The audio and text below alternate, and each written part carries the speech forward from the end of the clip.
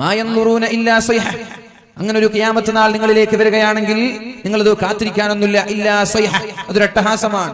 വഹിയ നഫ്ഖത്തു ഇസ്രാഫീൽ, മഹാനായ ഇസ്രാഫീൽ അലൈഹിസ്സലാമിന്റെ ഒരു ഊത്താണ്. ഇസ്രാഫീൽ അലൈഹിസ്സലാം ചുണ്ടത്ത് കാഹളം വെച്ചിരിക്കുകയാണ്. ഇസ്രാഫീൽ കാഹളം അവിടെ വെച്ചിട്ട് ഇസ്രാഫീൽ അലൈഹിസ്സലാം അവിടെ ഉറങ്ങല്ല, വിശ്രമിക്കുകയല്ല. അള്ളാഹു ഇപ്പൊ പറഞ്ഞാൽ ഒരു സെക്കൻഡ് പോലും പിന്താതെ ഊതണം. അതിനു വേണ്ടിയിട്ട് വർഷങ്ങളായി കാഹളം ചുണ്ടത്തോട് അടുപ്പിച്ച് പിടിച്ചിരിക്കുകയാണെന്ന്. ഒരു അങ്ങോട്ടുമല്ല, ചുണ്ടിൽ പിടിച്ചിരിക്കുകയാണ് മഹാനായ ഇസ്രാഫീൽ അലൈഹിസ്സലാം. ഇസ്രാഫീൽ അലൈഹിസ്സലാമിന് വരെ അറിയാം ഒരു പക്ഷെ ഇപ്പോഴൊന്നും ഖിയാമത്ത് നാൾ ഉണ്ടാവില്ല. എന്നാലും ഇപ്പൊ പറഞ്ഞാലോ, ഇപ്പൊ ഊതണം, ഒരു സെക്കൻഡ് പിന്താൻ പാടില്ല. ഇല്ലാ സൈഹതൻ വാഹിദ, ആ ഒരു ഊത്തോടുകൂടി ലോകം തകിടം മറിയുകയാണ്. ഇദാ സുൽസിലത്തിൽ അർളു സിൽസാലഹാ വഅഖ്റജത്തിൽ അർളു അസ്ഖാലഹാ وقال الإنسان ما لها يومئذ تحدث أخبارها بأن ربك أوحى لها. ലോകം അതിന്റെ അന്ത്യത്തിലേക്ക് അടുക്കുന്നത്. ഇദാ സുൽസിലത്തിൽ അർളു സിൽസാലഹാ, ഒന്നാമത്തെ ഊത്ത് കഴിഞ്ഞാൽ ലോകം പ്രകമ്പനം കൊണ്ട് വിറച്ചുകൊണ്ട് ഭൂമി കുലുക്കമുണ്ടായി തകിടം മറിയുകയാണ്. ഭൂമി ഒന്നാകെ തകിടം മറിയും. പരിശുദ്ധ റസൂലുള്ളാഹി പരിശുദ്ധ ഖുർആൻ ഖിയാമത്ത് നാളിന്റെ രംഗങ്ങൾ നമ്മൾക്ക് വളരെ വ്യക്തമായി വിശദീകരിച്ചു തരുന്നുണ്ട്. ഒരുപാട് ആയത്തുകളിലായി വിശദീകരിച്ചു തരുന്നുണ്ട്.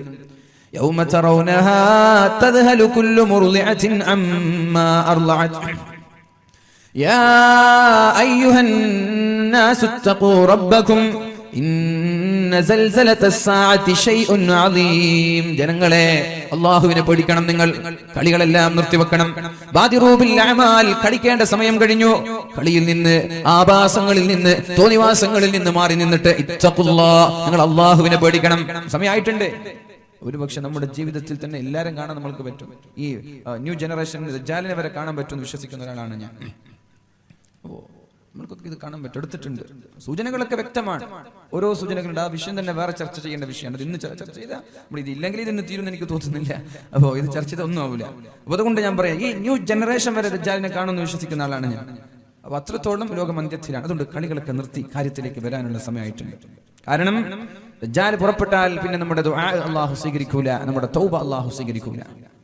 ലം തകുൻ ആമനത് മിൻ ഖബൽ, അല്ലാഹുവിന്റെ ചില ദൃഷ്ടാന്തങ്ങൾ നിങ്ങളിലേക്ക് കടന്നു വന്നാൽ യൗമ ലാ യൻഫഉ നഫ്സൻ ഈമാനുഹാ ലം തകുൻ ആമനത് മിൻ ഖബൽ. വിശ്വാസികളായ ആളുകളുടെ വിശ്വാസം മാത്രമേ അല്ലാഹു സ്വീകരിക്കുകയുള്ളൂ. പടിഞ്ഞാറ് നിന്ന് സൂര്യൻ ഉദിച്ചാൽ പിന്നെ തൗബ അല്ലാഹു സ്വീകരിക്കുകയില്ല. ദജ്ജാൽ പുറപ്പെട്ടാലും തൗബ അല്ലാഹു സ്വീകരിക്കുകയില്ല. കാരണം ദജ്ജാലും അതേപോലെ പടിഞ്ഞാറ് നിന്ന് സൂര്യൻ ഉദിക്കുമ്പോഴേക്കും ചാനലുകാരും പത്രക്കാരും എല്ലാവരും അംഗീകരിക്കും ഇസ്ലാം സത്യത്തിന്റെ മതമാണെന്ന്. കാരണം ഇസ്ലാം മാത്രമാണ് ഇങ്ങനെ ഒരു ചർച്ച ജനങ്ങൾക്ക് ഇട്ടുകൊടുത്തിട്ടുള്ളത്. ദജ്ജാൽ വരുമെന്നും ഇപ്പൊ എല്ലാവരും അതിനെ പുച്ഛിച്ച് തള്ളിക്കളയാൻ. പുച്ഛിച്ച് തള്ളിയവർ ജീവിച്ചിരിപ്പുണ്ടെങ്കിൽ അവർ കാണും, അല്ലെങ്കിൽ അവരുടെ മക്കൾ കാണും. വന്നവർ പറയുമ്പോ ഇസ്ലാം സത്യമാണല്ലോ, ഞങ്ങൾക്ക് മുസ്ലിം ആവാൻ, ഇനി രക്ഷപ്പെടാൻ വേറെ വഴിയില്ല. പക്ഷേ the doors have closed. അവർക്ക് നന്നാവാനുള്ള വഴി, അവരുടെ വാതിൽ അടക്കപ്പെട്ടിരിക്കുകയാണ്. നന്നാവാനുള്ള അവസരം ദജ്ജാൽ പുറപ്പെടലോടുകൂടി, സൂര്യൻ പടിഞ്ഞാറ് ഉദിക്കലോടുകൂടി അസ്തമിച്ചിരിക്കുകയാണ്. മുസ്ലിമീങ്ങളിൽ വരെ തമ്മാടികളായി ജീവിച്ച ആളുകൾ ഇവിടെ സൂചിപ്പിച്ചതുപോലെ മനുഷ്യന്റെ തല കൊണ്ടമാനമാടുന്ന ആളുകൾ, ഇതൊക്കെ ഐസിസിന്റെ ക്രൂര വിനോദങ്ങളിലായിരുന്നു നമ്മൾ കണ്ടത്. കാസർഗോഡ് ജില്ലയിൽ വരെ തല മുറിച്ചു മാറ്റി ഫുട്ബോളായി തലയെ കാണുന്ന ആളുകളുണ്ടെന്ന് പറയുമ്പോൾ യാ അല്ലാഹ്, മഹാനായ മാലിക് ദിനാർ റളിയല്ലാഹു അൻഹുവിന്റെ പാദസ്പർശം കൊണ്ട് അനുഗ്രഹീതമായ മണ്ണിലാണ് ഇതൊക്കെ നടക്കുന്നത് എന്ന് നമ്മൾ ആലോചിക്കണം. അള്ളാഹു ബോധം നൽകി അനുഗ്രഹിക്കട്ടെ. ഉപ്പമാരെ, നിങ്ങളോട് എനിക്ക് പറയാനുള്ളത്, ഉമ്മമാരോട് എനിക്ക് പറയാനുള്ളത്, കുട്ടിക്കാലത്തെ നിയന്ത്രണമില്ലാതെ കന്നുകാലികളെ പോലെ അലക്ഷ്യമായി വിട്ടതിന്റെ പരിണിത ഫലമാണ് മനുഷ്യന്റെ തല കൊണ്ട് ഫുട്ബോൾ കളിക്കുന്ന അമ്മാനമാടുന്ന രീതിയിലേക്ക് നമ്മുടെ നാട് മാറാനുള്ള കാരണം. അള്ളാഹു നമ്മുടെ സമുദായത്തിനും നമ്മുടെ നാട്ടിലും അള്ളാഹു ബോധം നൽകി സമാധാന അന്തരീക്ഷം നിലനിർത്തി അള്ളാഹു അനുഗ്രഹിക്കട്ടെ. നിയന്ത്രണം നഷ്ടപ്പെടുമ്പോൾ, മാതാപിതാക്കളുടെ നിയന്ത്രണത്തിൽ നിന്ന് മക്കൾ വിട്ടുപോയാൽ പിന്നെ അവരെ പിടിക്കാൻ പ്രയാസമാണ്. അതുകൊണ്ട് ചെറുപ്പത്തിലെ നല്ല നിയന്ത്രണത്തോടെ, നല്ല അച്ചടക്കത്തോടെ നമ്മുടെ മക്കളെ വളർത്താൻ വേണ്ടി നമ്മൾ ശ്രമിക്കണം. അള്ളാഹു തൗഫീഖ് ചെയ്യട്ടെ. അതുകൊണ്ട് ബാദിറൂ ബിൽ അമാൽ, നന്മ നിങ്ങൾ ചെയ്യാൻ വൈകിക്കരുത്. നാളെ ചെയ്യാം, മറ്റന്നാൾ ചെയ്യാം. കുറച്ച് പൈസ ഉണ്ട്, കുറച്ച് കഴിയട്ടെ, പിന്നെ കൊടുക്കാം. കുറെ പൊന്നുണ്ട്, എല്ലാം ലോക്കറിലാണ്. ലോക്കറിൽ വെച്ച് അവസാനം പെട്ടെന്നാണ് ഖിയാമത്ത് നാൾ സംഭവിക്കുക. നിങ്ങളുടെ പൊന്നും നിങ്ങളും എല്ലാം തകിടം മറിയും.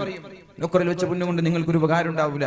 അതെടുത്ത് ഏതെങ്കിലും ഒരു ദീനി സ്ഥാപനത്തിന്, ഏതെങ്കിലും ഒരു പള്ളിക്ക് കൊടുത്തിട്ടുണ്ടെങ്കിൽ ആ ഖിയാമത്ത് നാളും മരണവും സംഭവിക്കുമ്പോഴേക്കും നിങ്ങളുടെ ഖബറിടം സ്വർഗീയ സുഖങ്ങൾ കൊണ്ട് നിറഞ്ഞിരിക്കും. അതുകൊണ്ട് ബാദിറൂ ബിൽ അമാൽ, നിങ്ങൾ നന്മ കൊണ്ട് ഉളരണം, വൈകിപ്പിക്കരുത്. ഒരു കാരണവശാലും പിന്നെയാവാം എന്ന് പറഞ്ഞ് പിന്തിപ്പിക്കരുത്. എത്ര വേഗം ഇന്ന് ചെയ്യാൻ പറ്റുന്ന നന്മകൾ ഇന്ന് തന്നെ ചെയ്യാം, അത് നാളേക്ക് പോലും മാറ്റിവെക്കരുത്. കാരണം ഇത്രയും കുറച്ച് സമയമേ നമ്മുടെ മുന്നിലുള്ളൂ. അല്ലാഹു നമ്മൾക്കൊക്കെ നന്മ ചെയ്യാനും നന്മയുടെ കാവലാളായി ജീവിക്കാനും തൗഫീഖ് ചെയ്യട്ടെ. ഇന്ന സൽസലത്തസ് സാഅതി ശൈഉൻ അദീം. കാരണം അവസാനത്തെ ഒരു ഭൂകമ്പമുണ്ടല്ലോ, അവസാനത്തെ ലോകാവസാനമുണ്ടല്ലോ, അത് വല്ലാത്ത സംഭവമാണ്. യൗമ തറൗനഹാ തദ്ഹലു കുല്ലു മുർളിഅത്തിൻ അമ്മാ അർളഅത്. മുലപ്പാല് നൽകുന്ന ഉമ്മമാർ കൈക്കുഞ്ഞിനെ വലിച്ചെറിയുന്ന ദിവസമാണത്. അത് ആണുങ്ങൾക്ക് തിരിച്ചറിയില്ല. ഒരു പാല് നൽകുമ്പോൾ ഉമ്മാക്ക് മക്കളോട് ഉണ്ടാകുന്ന കാരുണ്യം അത് പെണ്ണിനെ തിരിച്ചറിയുള്ളൂ. ആ പെണ്ണുങ്ങൾക്കറിയാം എത്ര ഗൗരവമുണ്ടാകും. ഗർഭിണികളായ ആളുകൾ ഒരു സിസേറിയന്റെയോ അല്ലെങ്കിൽ ഒരു ഓപ്പറേഷന്റെയോ ഒരു സർജറിയുടെയോ ആവശ്യമില്ലാതെ പ്രസവിക്കുന്ന ദിവസമാണത്. പേടിച്ച് പ്രസവിക്കും. ജനങ്ങളെല്ലാം മത്തു പിടിച്ചതുപോലെ പരിഭ്രാന്തരായി കാണാൻ പറ്റും. പരിഭ്രാന്തരായി. അവർക്ക് മത്ത് പിടിച്ചിട്ടില്ല. അവർക്ക് എന്തും മത്തോ കള്ളോ ലഹരിയോ അവർ ഉപയോഗിച്ചിട്ടില്ല. അല്ലാഹുവിന്റെ ശിക്ഷ ഭയാനകമാണ്. പിടിച്ചു നിൽക്കാൻ കഴിയാതെ പരിഭ്രാന്തരായി മാറിയതാണ്. നമ്മൾ എന്നും ഓതുന്ന സൂറത്താണല്ലോ അത്. ആ സംഭവിക്കേണ്ടത് സംഭവിച്ചു കഴിഞ്ഞാൽ ആ സംഭവത്തെ അന്ത്യദിനത്തെ നിഷേധിക്കാൻ ഒരാളും ഉണ്ടാവൂല. ചില ആളുകൾ താഴ്ന്നവരായിരിക്കും, ചില ആളുകൾ ഉയർന്നവരായിരിക്കും.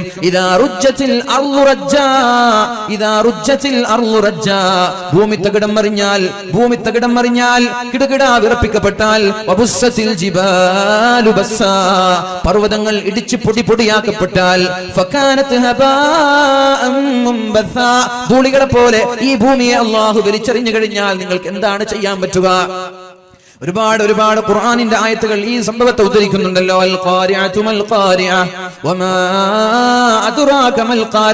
ഈ ഭയാനകമായ സംഭവം എന്ത് എന്ന് നിങ്ങൾക്ക് തിരിച്ചറിഞ്ഞിട്ടുണ്ടോ? മനുഷ്യന്മാർ ചിന്നിച്ചിതറിയ പാറ്റയെ പോലെ പാറിക്കളിക്കുന്നുണ്ടാകും. ഒരാൾക്കും സ്വന്തത്തെ നിയന്ത്രിക്കാൻ പറ്റാത്ത സാഹചര്യമാണ്.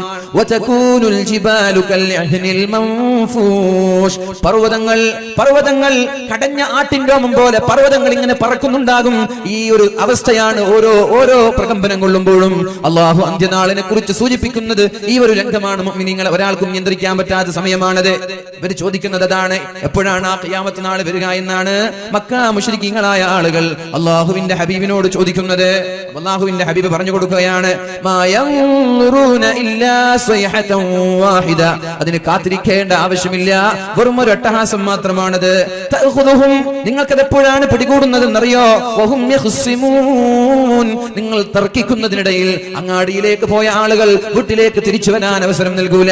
സ്കൂളിലേക്ക് പോയ ആളുകൾ സ്കൂളിൽ നിന്ന് ഉമ്മയെ കാണട്ടെ, ഞാൻ ഉമ്മയെ കണ്ടിട്ട് മരിക്കാമെന്ന് വിചാരിച്ചാൽ ഉമ്മയെ കാണാൻ അവർക്ക് പറ്റൂല. പ്രവാസികളായ ആളുകൾ GCC രാഷ്ട്രങ്ങളിൽ ഒരുപാട് ആളുകൾ ഒരുമിച്ച് കൂടി പ്രവാസികളായ ആളുകൾ ഒന്ന് ഭാര്യയെയും മക്കളെയും കാണട്ടെ എന്ന് വിചാരിച്ചാൽ കാണൂല. പ്രവാസം